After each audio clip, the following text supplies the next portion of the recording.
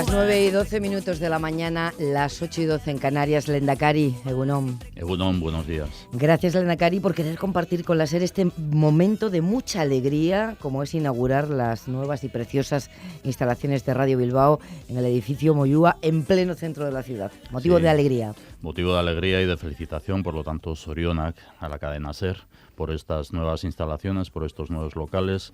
En 82 años que lleva ya la cadena SER aquí en Bilbao y 90 en San Sebastián.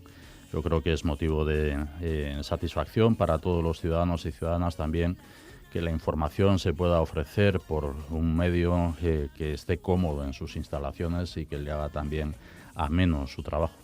Estrenando futuro es el lema de este estreno, que tiene mucho de simbólico, porque Radio Bilbao, la veterana de la radio, aquí nació hace 82 años, como decía el Lehendakari, muy cerquita de donde estamos en este momento. Sí. Aquí vuelve ahora en un edificio moderno, pero que no renuncia al pasado. Así que, si le parece, vamos a aprovechar, porque los oyentes no lo saben, hay unas terrazas magníficas con unas vistas espectaculares. Y Eva Domaica, Egunon. Egunon, Pepa. ¿Qué te sugieren las vistas desde esa terraza en la que estás y que yo puedo intuir? ¿Qué país ves desde ahí? Bueno, pues Bilbao es desde aquí un torbellino de actividad encajado entre montes. Estamos en un sexto y la altura te da el privilegio de ver mucho cielo. Con luz, hoy no hay mucha, pero con luz todo se ve distinto. Hasta la situación económica. Euskadi tiene la segunda mejor tasa de paro de España.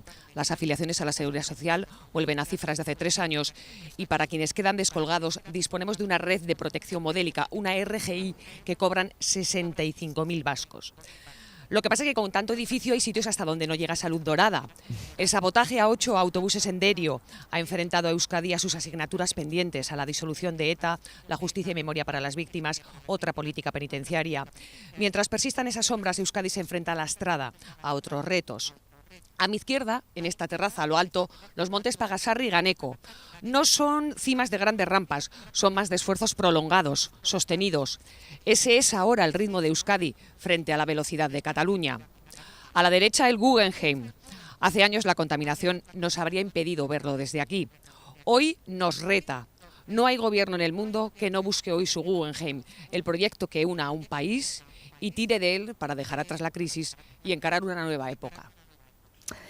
Gracias, Eva, por esa foto, que exacta, ¿eh? Que exacta. De la vida, Lehendakari. Sí, de la vida, ¿no? La vida diaria, y es un reflejo muy bonito de lo que es Bilbao, pero también de lo que es el esfuerzo que la sociedad vasca está haciendo, sí. Pues empecemos por la vida, por lo más inmediato, por las noticias.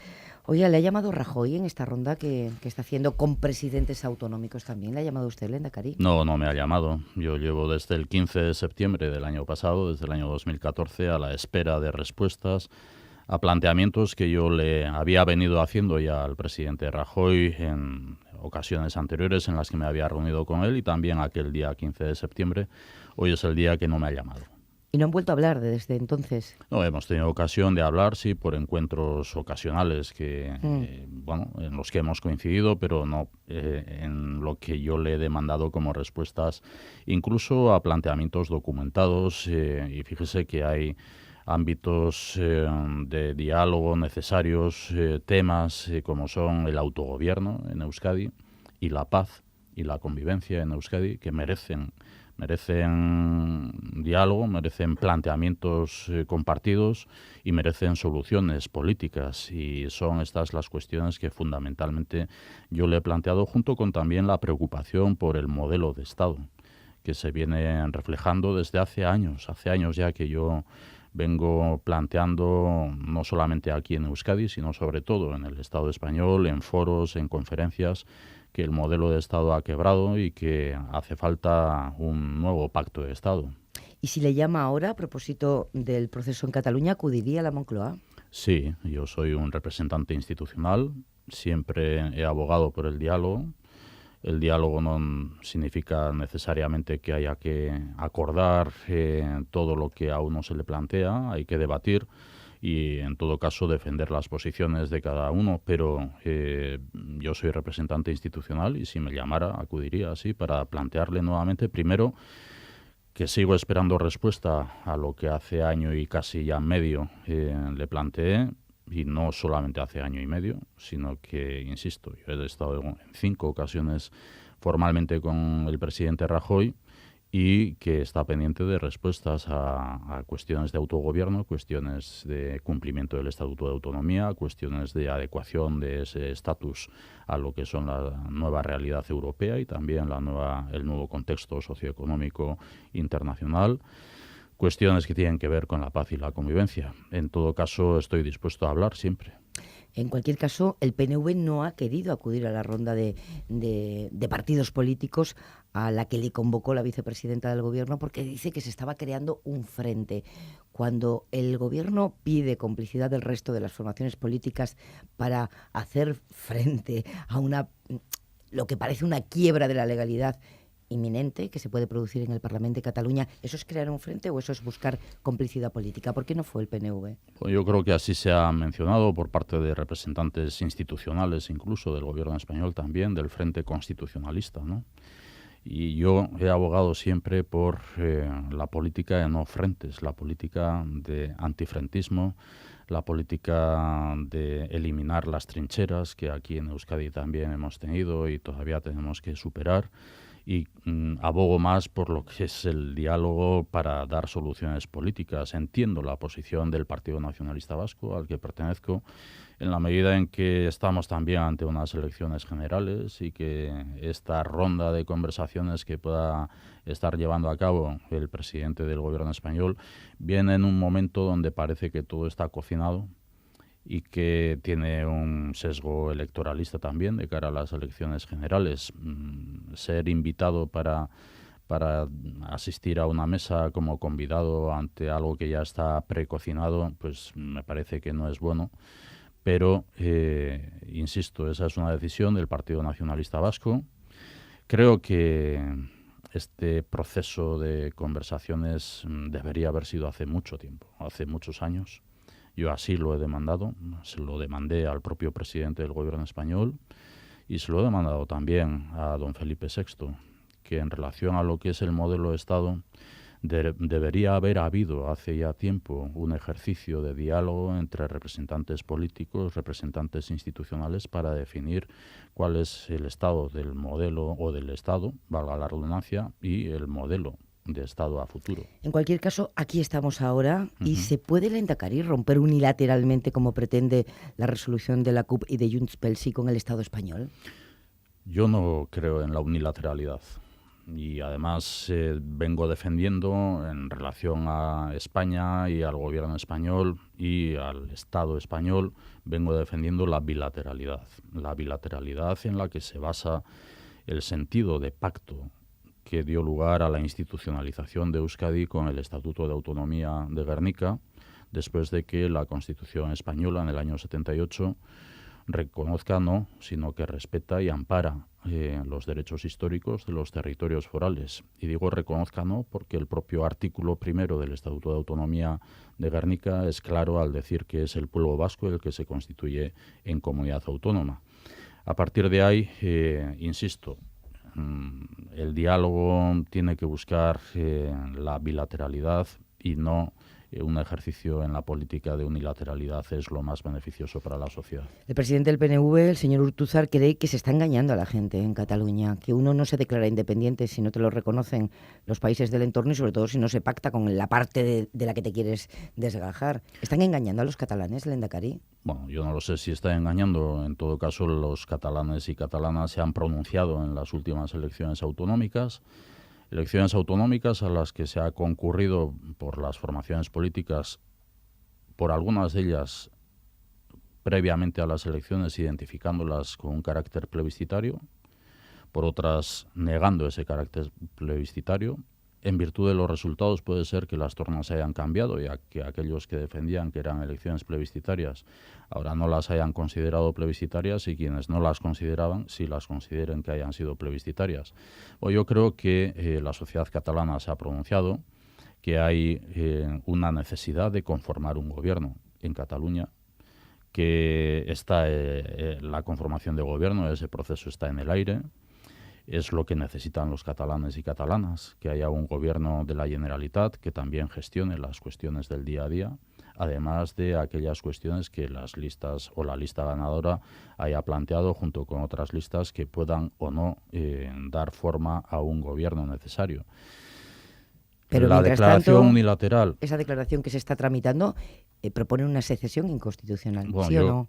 desconozco cuál es la motivación que tengan las formaciones políticas, pero íntimamente estoy convencido de aquello que el propio candidato a presidente de la Generalitat, Artur Mas, y presidente en funciones, ha venido reivindicando desde el diálogo con el gobierno español una negociación y un acuerdo con el gobierno español. Creo que en todo caso, a pesar de que haya una declaración supuestamente unilateral del Parlamento de Que Cataluña, pretende es crear un Estado necesario. propio en un mes, Lehendakari. No, eso es imposible. Eso es imposible. Hay que decir las cosas con claridad y yo creo que cualquier declaración que se haya hecho pasa también por un proceso de conversaciones, de diálogo y de negociación con el gobierno del Estado.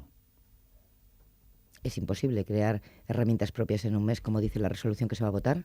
Yo, para mí sí, desde luego. Yo creo que hay una vida a la que antes aludíamos, una vida cotidiana, que es la que refleja todas las realidades institucionales, no solamente políticas, sociales, económicas, que nos vinculan también a lo que es el ejercicio diario. No se rompe de la noche a la mañana con lo que es el ejercicio diario. Es un proceso largo, en todo caso, el de en supuesto de una independencia, que también hay que mirar el contexto en el que vivimos, y no solamente el contexto es el Estado español, es la Unión Europea. No se crea un Estado independiente en la Unión Europea de la noche a la mañana. ¿Qué explicación le encuentra a esta galopada en la que está el independentismo? Bueno, yo creo que es un reflejo y una consecuencia también de muchos años en la política catalana y en el Estado español. Antes he aludido a la quiebra del modelo de Estado, de un Estado plurinacional, que así se autodefine, de un Estado, por lo tanto, que tiene singularidades, que hay que saber atender y que hay que saber respetar. En el caso de Cataluña y en el caso de Euskadi, creo que los gobiernos españoles desde el año 1981 difícilmente han entendido el carácter de la plurinacionalidad del Estado y la singularidad de dos nacionalidades como son la catalana y la vasca, que en el caso de Cataluña también, como en Euskadi, hemos vivido, y en Cataluña se vive, unos años en los que ha habido gobiernos que se han conformado al margen de lo que era la lista ganadora. En gobiernos autonómicos, después de que Convergencia y Unión hubiera ganado las elecciones autonómicas, gobiernos autonómicos que han tenido una gestión y que eso ha provocado también una dinámica política en Convergencia y Unión. Segundo, perdóneme.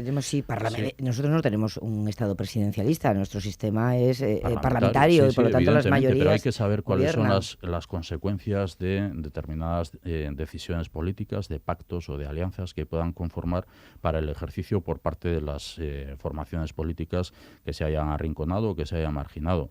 Segundo, que ha habido un proceso de estatuto en el Parlamento de Cataluña que además fue cepillado en las Cortes Generales del Estado, así mencionado por uno de los responsables del Partido Socialista Obrero Español en aquel momento, que además ha habido un referéndum, que ha habido un recurso de ese estatuto al Tribunal Constitucional, que por lo tanto estamos en una derivada de toda una secuencia histórica en los últimos 10 años en Cataluña, donde el respeto a esa singularidad, donde el respeto a lo que es ese carácter de nacionalidad y a lo que es la realidad catalana política e institucional, pues la inteligencia ha brillado por su ausencia en el caso de los gobernantes del Estado español. Hablemos de Euskadi. EH Bildu ha presentado una proposición no de ley, la registró en la Cámara Vasca ayer, para que ampare una consulta de independencia en el año 2016 en Euskadi. ¿Puede encontrarse en una tesitura parecida a la de Junts pel Sí y la CUP? No, yo estoy seguro de que no. Yo respeto mucho las iniciativas que los grupos parlamentarios en el Parlamento Vasco tengan, pero tengo que decir que existe en el Parlamento Vasco una ponencia parlamentaria, un grupo de trabajo donde están representados todos los grupos parlamentarios, que tiene como cometido hacer un diagnóstico del desarrollo del autogobierno hasta la fecha. Un grupo de trabajo, una ponencia parlamentaria, por lo tanto, donde también los grupos parlamentarios tienen opción a presentar sus iniciativas en un ejercicio de negociación, de debate entre los grupos parlamentarios y el propósito de alcanzar un acuerdo. Y lo que estamos viendo es que EH Bildu, como formación parlamentaria, está planteando iniciativas fuera de lo que es ese ámbito de grupo de trabajo, de ponencia parlamentaria, quizás con una necesidad interna de la propia representación de EH Bildu, de la coalición, quizás con un carácter electoralista, y en todo caso esta iniciativa a mí me suena que es un añadido, el propósito final, a lo que fue una necesidad que EH Bildu, cuando gobernaba en el territorio de Guipúzcoa, en la legislatura municipal pasada, vivió con respecto a las consultas populares que promovió, cuando rechazaba incluso consultas populares que otros promovíamos, en temas como la recogida de residuos, cuando además de rechazar las consultas populares que otros promovíamos para ese tipo de cuestiones, rechazaba incluso el resultado de esas encuestas o de esas consultas. Y yo creo que esta iniciativa viene a sumar en una disposición adicional un pegote a lo que era una iniciativa que en su caso EH Bildu tenía para el territorio de Guipúzcoa, y por eso la denominación de una iniciativa, de una proposición de ley de empoderamiento de la ciudadanía, que luego incluye lo que pueda ser una consulta. Usted ha dicho, Lehendakari, que tocar el concierto económico vasco y el cupo es pasar una línea roja. ¿Eso es una amenaza? ¿Qué hay detrás de la línea roja? ¿Un escenario como el catalán? No es una amenaza, es una realidad muy sentida por la mayoría de los vascos y vascas. Fíjese que todavía la semana pasada el Partido Nacionalista Vasco, el Partido Socialista de Euskadi y el Partido Popular votaban en el Parlamento Vasco a favor de una proposición no de ley o una moción en defensa del concierto económico. Curiosamente, a esta iniciativa no se sumó formalmente con sus votos EH Bildu, aun cuando en el discurso dijo que estaba de acuerdo.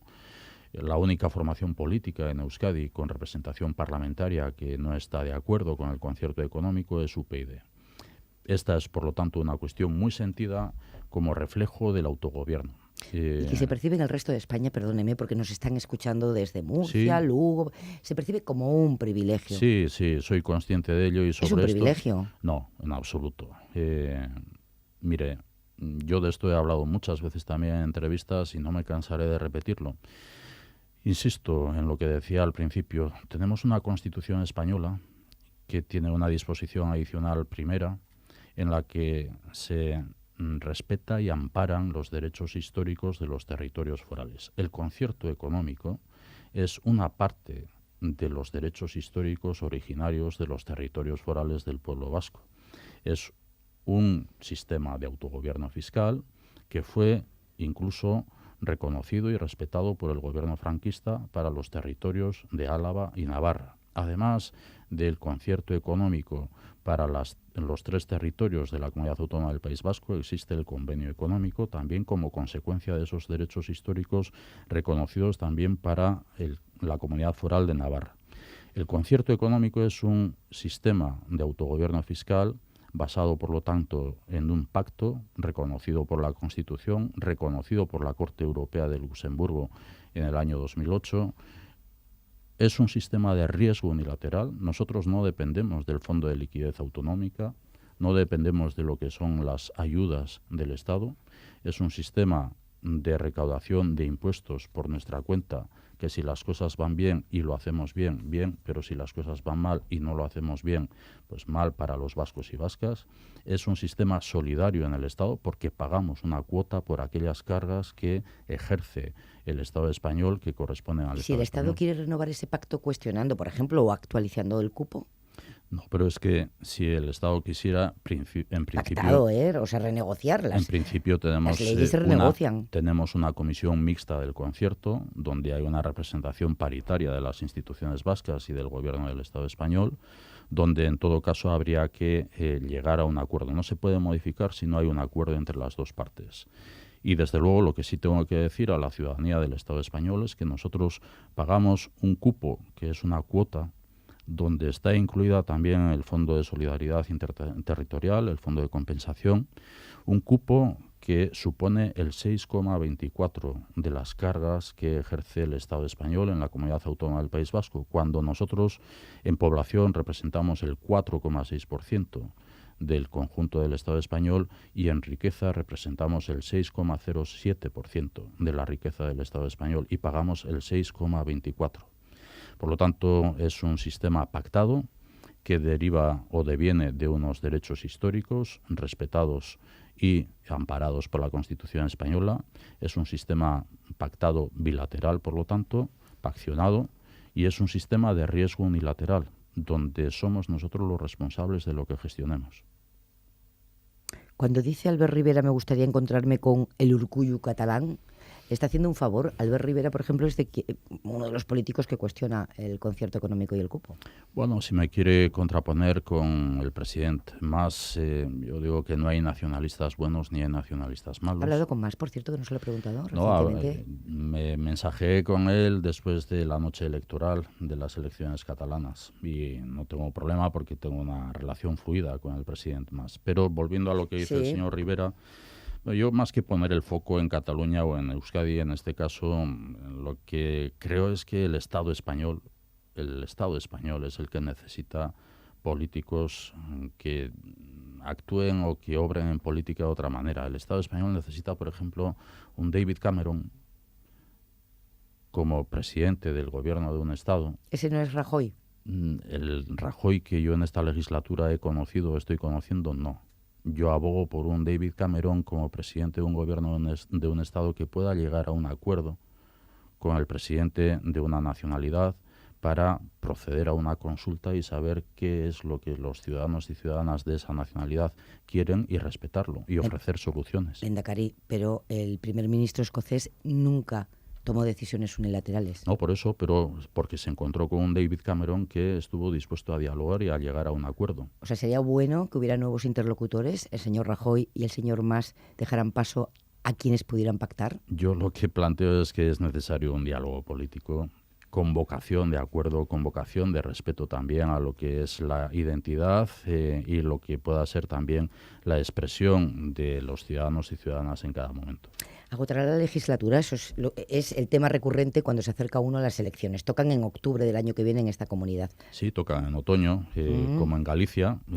Celebramos las elecciones autonómicas hace ya 3 años, el mismo día, la Comunidad Gallega y la Comunidad Autónoma del País Vasco, Euskadi. Bueno, estamos en un ejercicio de legislatura donde hemos priorizado la reactivación económica y la ayuda a la generación de empleo, donde tenemos una tarea permanente, constante también de consolidar un ámbito de paz para que sea justa y sea duradera y también trabajar por la convivencia, no solamente la convivencia política, sino la convivencia también social, y donde tenemos todavía una tarea importante a cumplimentar en este ejercicio, que es el diagnóstico, el desarrollo del autogobierno. Mi vocación es seguir en el trabajo, en el esfuerzo día a día. ¿Y repetirá? ¿Será candidato? Eso no depende de mí. Depende ¿Pero de mí.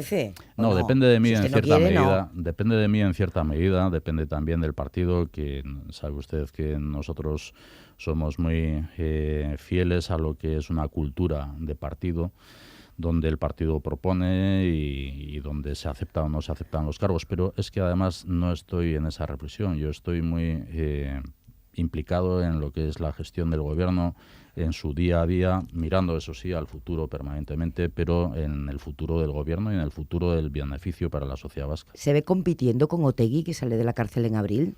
No es que yo me vea compitiendo o no me vea compitiendo. Yo respetaré lo que sea la decisión que cada una de las formaciones políticas adopte de quién sea su candidato o candidata. No me queda otra más que espero que se respete, por lo tanto, el candidato o candidata que proponga el Partido Nacionalista Vasco. Es cuestión de que no es una cuestión de personalismo, es cuestión de que las personas que reflejan una idea puedan exponer sus proyectos, que defiendan sus proyectos y que luego la ciudadanía opte libremente. Sabotaje en Derio, ¿qué importancia le da a esta acción? Esto no tiene vuelta atrás, ¿verdad, Lehendakari? No hay vuelta atrás en la violencia de ETA.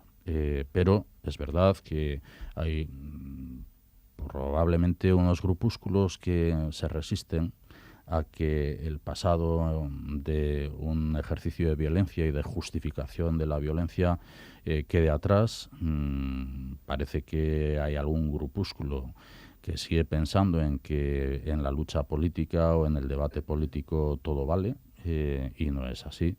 Partiendo de unos principios éticos, bueno, el sabotaje le doy importancia y así se lo hemos reclamado a la izquierda abertzale, para que deje aislados definitivamente a esos grupúsculos que se amparan también en un discurso que hasta ahora haya podido ser de la izquierda abertzale. Yo tengo la firme esperanza de que la izquierda abertzale está dando pasos, todavía tiene que dar muchos pasos, pero que esto no obedezca más que a un grupúsculo, insisto, que debe quedar absolutamente aislado. ¿Qué falta para que ETA se desarme? Falta su decisión de que anuncie el desarme completo, verificable, rápido. Bueno, yo creo que está perdiendo el tiempo. Lo he venido diciendo desde hace mucho tiempo. Fíjese que el 21 de diciembre del año pasado también el gobierno vasco presentó un plan de desarme ante la inacción del gobierno español o lo que pudiera ser la renuencia del gobierno español a un propósito de desarme por parte de una organización terrorista. Es curioso cómo analizando los conflictos armados que hayan existido en el mundo, cuando una organización terrorista está dispuesta, después de haber anunciado el cese definitivo de su violencia, a plantear un desarme, no encuentre interlocutor. Bueno, esto se lo he planteado al propio Rajoy y como gobierno vasco hemos ofrecido también nuestro plan de desarme, pero pasa porque ETA anuncie el desarme definitivo, completo, verificable, rápido, urgente, pasa porque ETA anuncie también o se pronuncie en un reconocimiento del daño injusto causado, y pasa porque todo esto nos lleva a la disolución definitiva de ETA. Terminamos. Lehendakari, ¿va a vender a Ajuria Enea ahora que ha decidido no vivir allí? Yo no he dicho que no viva allí, yo he dicho que... Me han contado que ha dejado la residencia oficial. Hay determinadas intervenciones políticas que, bueno, no se ajustan a la realidad. Yo sigo diciendo, Ajuria Enea es la residencia oficial del Lehendakari, es lugar de trabajo del Lehendakari. Otra cosa es que en aras a la conciliación de la vida familiar yo compatibilice lo que es mi vivienda familiar habitual con también el uso de Ajuria Enea como lugar de trabajo y como ocasionalmente pueda ser residencia oficial. Lehendakari, eskerrik asko. Egunon.